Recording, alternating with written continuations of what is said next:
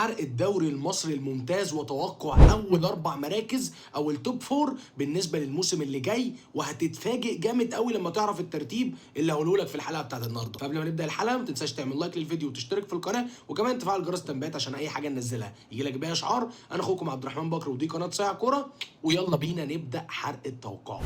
بالنسبه لي في المركز الرابع اتوقع هيكون في نادي من اتنين، سواء كان سيراميكا كليوباترا او البنك الاهلي، بناء على الموسم اللي فات. طبعا وارد جدا يحصل اي تغيرات، وارد جدا يكون في حصان اسود ياخد هو المركز الرابع، ممكن نشوف المصري، ممكن نشوف الاتحاد السكندري، هنشوف. ولكن اقرب توقع بالنسبه لي هو نادي من الاثنين دول، وممكن ارجح شويه اكتر البنك الاهلي. اما في المركز الثالث وبالنسبه لي ممكن يكون مفاجاه كبيره جدا، وهو نادي بيراميدز. ليه بتقول نادي بيراميدز ممكن يكون الثالث مع انه واخد دوري ابطال افريقيا الموسم اللي فات ووصيف الدوري برضو الموسم اللي فات؟ اقول لك ان ما اعتقدش ان لعيبه نادي بيراميدز ممكن يكون عندهم القوه الكافيه انهم يستحملوا انهم ياخدوا دوري ابطال افريقيا وكمان يكملوا على الموسم اللي بعديه ويكونوا احسن من الموسم اللي قبله. وده صعب قوي، لان في الطبيعي طبيعه اللاعب المصري دايما لما بياخد حاجه جامده جدا الكيرف بتاعه بيقوم نازل الموسم اللي بعده، على اساس ان هو يعني ايه لسه بيحتفل لحد دلوقتي. المركز الثاني بالنسبه لي وارد جدا يكون الزمالك، خصوصا بعد التدعيمات القويه جدا والفلوس الكبيره قوي